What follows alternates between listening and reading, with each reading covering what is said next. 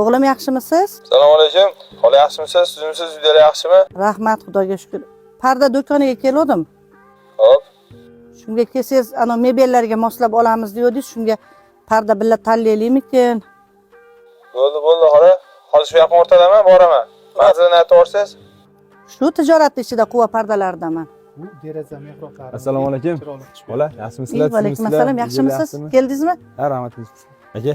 Assalomu alaykum. Yaxshimisiz? Yaxshi kelasizmi? Rahmat, sizlar.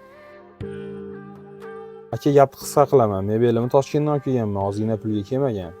Bu do'koningizda o'zi bu mebelimga mos qimmat pardalaringiz bormi yo pardaga ham Toshkentga chiqishim kerakmi? Beka chaqirdim-mikin, ahmoq xotini.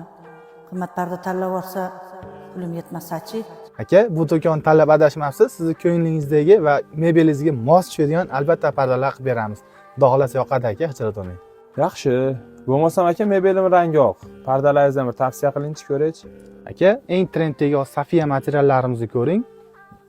Mebellaringizga ham rosa zo'r tushadi. Ha, yaxshi. Sifatli pardalaringiz mana shumi? Ha, aka, hozirgi kundagi eng yaxshi sifatli pardalar mana shu bo'layapti. Aka, bunga qo'shimcha mehrob derazalar uchun eng yaxshi tullarni ham beramiz. Yaxshi. Menga yoqyapti. Aka, sizlardan 6,5 million bo'pti.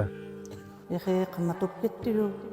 Yonimda uncha pulim yo'q. Qolganini qayerdan topib berar ekanman? Hop, 6,5 million bo'lsa 1, 2, 3, 4, 5, 6. Aka, qaytimiga so'm beraverasiz? Xola, pardalamanga ma'qul. Faqat sizdan bitta iltimosim bo'ladi. Pulini men o'zim to'laganimni hech kim bilmay qo'yarsin, o'rtamizda qolaversin. Hatto qizdan bilmay qo'yarsin, xafa bo'lishi mumkin. Uydalari ham bilmay qo'yarsin, bilib qolasiz, tushunmovchilik bo'lmasin deyman-da. Aka, siz ham nomerimni yozib olsangiz, u bu kami bo'lsa telefon qilsangiz, o'zim rasotini beraveraman. Xo'p, rahmat. Rahmat, sog' bo'ling.